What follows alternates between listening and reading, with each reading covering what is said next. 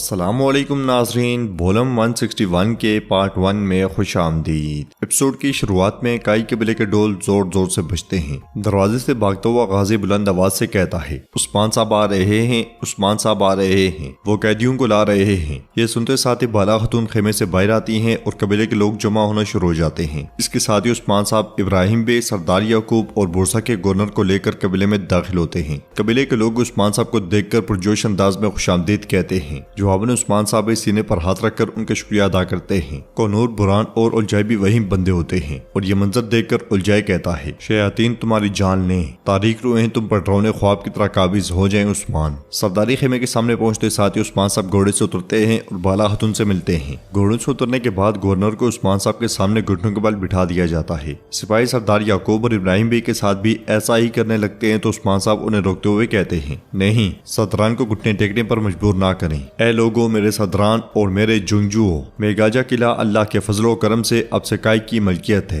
ये सुनकर लोग उस्मान साहब जिंदाबाद, उस्मान साहब जिंदाबाद के नारे बुलंद करते हैं। उस्मान साहब मजीद कहते हैं, अल्लाह का शुक्र है कि कोई भी चीज खोए बगैर हमने दुश्मन को घुटने टेकने पर और उन्हें सर झुकाने पर मजबूर कर दिया और कोई भी हमारी फतह की राह में हाइल ना हो सका। हमने शैतान की ताहत को नीस्तो नाबूद कर दिया। मेगाजा किला इंशाअल्लाह बहुत सी आने वाली फतोहात में हमारे लिए मददगार साबित होगा। तो चलें फिर माले गनीमत को लोगों और जंगजुओं के दरमियान तकसीम करते हैं। यह सुनकर कबीले के लोग कहते हैं, आपका शुक्रिया उस्मान साहब, आपका शुक्रिया, जिंदाबाद उस्मान साहब। उस्मान साहब लोगों का शुक्रिया अदा करते हुए कहते हैं, आपका भी शुक्रिया, सलामत रहें। सिपाहियों, कैदी मेरा हुक्म आने तक इंतजार करेंगे। ये कहते साथ ही उस्मान साहब सरदारी खेमे की जानिब बढ़ जाते हैं तो मलका कहती है, ये कैसे रुसवाई है, तुम कौन होते हो मेरे शोहर को कैदी बनाकर रखने वाले। उस्मान साहब बिना जवाब दिए चले जाते हैं तो बाला खतून कहती है, जिस सरजमीन पर आप कदम जमाई खड़ी हैं, हम उस सरजमीन के हाकिम हैं मलका खतून, अपनी हद में रहें। ये कहते साथ ही वो भी उस्मान साहब के पीछे चल पड़ती हैं। कोनूर, बुरहान और उलझाई से कहता है,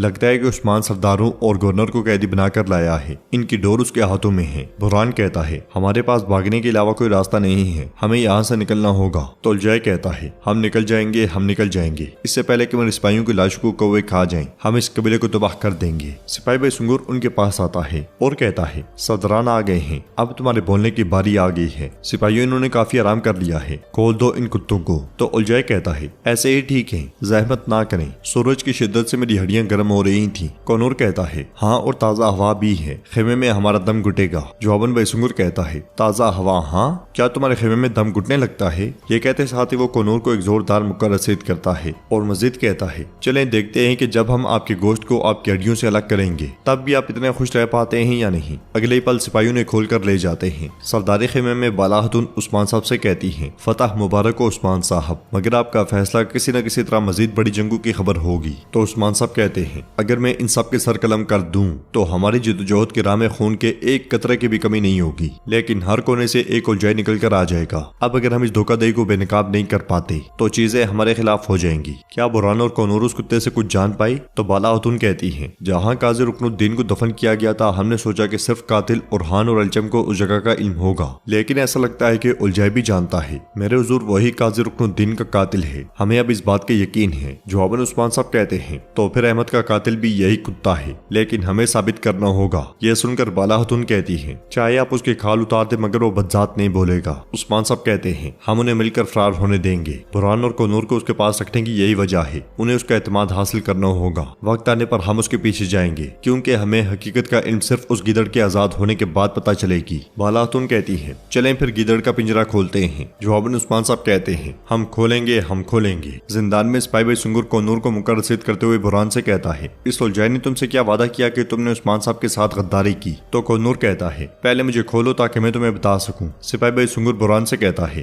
तुम कहते थे कि रास्ते अलग हैं लेकिन मंजिल एक ही है बुरहान, अब क्या बदला? तो उलझाई कहता है, अंधे की आंखें खुल गई हैं, इन्होंने तुम्हारे उस्मान साहब का असली चेहरा देख लिया है। यह सुनकर सिपाही भाई सुंगुर उसके करीब जाते हुए कहता है, अंधे की आंखें खुल गई? हाँ, चलो देखते हैं कि तुम्हारी आंखें खुलने के बाद तुम इस तरह बात कर सकोगे। ये कहते साथ ही वो खंजर उलझाई की जानिब बढ़ाता है तो बुरहान उसे एक जोरदार लात रसीद करता है। ये देखकर हसन आगे बढ़ता है तो बुरहान उसे पांव के जरिए दबोच लेता है और कोनूर खंजर उठाकर अपनी रस्सियां काट डालता है। फिर अगली लम्हे सिपाही भाई सुंगुर को मुक्का मारकर पीछे पटक देता है। फिर जल्दी से बुरहान और उलझाई को भी खोल देता है। हसन और सिपाही भाई सुंगुर को देखते हुए उलझाई कहता है, हड्डियों की आवाज सिर्फ अच्छी पिटाई से ही आती है। तो बुरहान कहता है, अब उस्मान को मारना हमारे ऊपर फर्ज है, वरना जब हम उसके हाथ लगेंगे वो हमारी जान ले लेगा। तो उलझाई कहता है, हम जरूर मारेंगे। मारेंगे, लेकिन अभी चलो पहले यहाँ से निकलते हैं, मैं उसे उसके कबीले समेत जला दूंगा। इसके साथ ही वो तीनों खेमे से निकल पड़ते हैं। उधर उस्मान साहब सरदारी खेमे से बाहर आते हैं और कैदियों को देखते हुए कहते हैं, फितना फैलाकर इन्होंने हमारे खिलाफ कितनी चालें चली, लेकिन जिस तरह आप हक के खिलाफ हमेशा हारते आए हैं उसी तरह आप दोबारा हार गए। काफिर हमारा खात्मा करने के लिए हर मंसूबा बनाते हैं, और आपका क्या इब्राहिम साहब, याकूब बे, तुर्क सरदारान, आप इसमें कैसे शामिल हो सकते हैं? आपको क्या हासिल हुआ? मुझे बताएं, आपको क्या मिला? आपने अपनी सरजमीन खो दी, आपको रुसवाई का सामना करना पड़ा। तो गवर्नर कहता है, हमें आप यहाँ नहीं रोक सकते, बाज़ंतीन आपसे इसकी कीमत वसूल करेगा। अब आप जो कुछ भी पूछना चाहते हैं अपने सरदारान से पूछें, फकत बाज़ंतीनी नस्ल से। उस्मान साहब के इशारे पर जहर कुतै उसे एक जोरदार थप्पड़ रसीद करता है और उस्मान साहब कहते हैं, यकीनन हमारे पास तुम्हें माफ करने की शराइत हैं। शहनशाह को पैगाम भेजो, वो उन तुर्कों को रिहा करे जो बाज़ंतीनी सरजमीन पर असीर हैं, और वो गुलाम जो कई सालों से कैद में हैं, और वो जिन्हें तुम फिदिया के लिए कैद करते हो, वो सब के सब तुम्हारे पास इस जगह से जिंदा निकलने का यही वाहिद रास्ता है, वरना तुम्हारी लाश उन जमीनों में जाएगी। उधर जिंदान से निकलने के बाद बुराने खेमे में जाता है और वहाँ से तलवारें और चोगे उठा लाता है। वो तीनों चोगे पहनकर तलवारें थाम लेते हैं, मगर इसी में वहाँ पे एक सिपाही आता है और जय की तलवार निकालते साथ ही कोनूर उसे एक तरफ पटक देता है और उसे कत्ल होने से बचा लेता है। फिर कहता है, चलो जल्दी से निकलते हैं। मगर उलझाई पूछता है,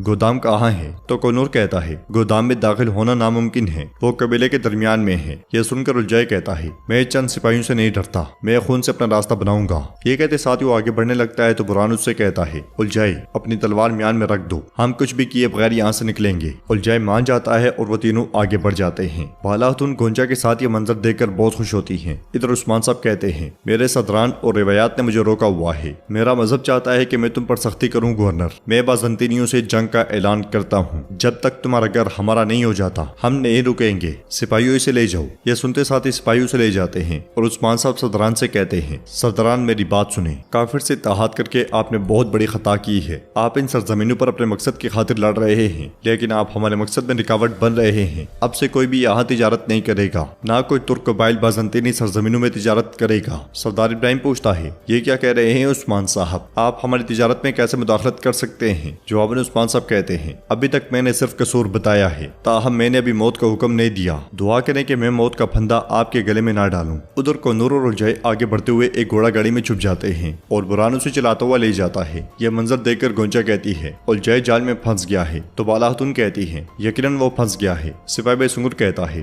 कोनूर साहब ने उसे यकीन दिलाने के लिए बहुत मेहनत की, अगर ऐसा ना होता तो फिर मैं कुछ करता। हसन कहता है, सब ठीक हो गया बाईसुंगुर, बुरहान साहब ने मुझे तकलीफ देकर बहुत मदद की। गोंजा बाला खातून से पूछती है, अब क्या होगा बाला खातून? तो बाला खातून कहती है, बुरहान और कोनूर उस्मान साहब को हकीकत बताएंगे। तो नाज़रीन, इसके साथ एपिसोड भी इख्तिताम पजीर होती है। अगर आपको वीडियो पसंद आई तो वीडियो को लाइक करें, चैनल को सब्सक्राइब करें और बेल आइकन पर लाजमी से क्लिक कर दें। इंशाल्लाह मिलते हैं नेक्स्ट वीडियो में, तब तक के लिए रखें अपना और अपनों का बहुत ज्यादा ख्याल। अल्लाह नेगेबान।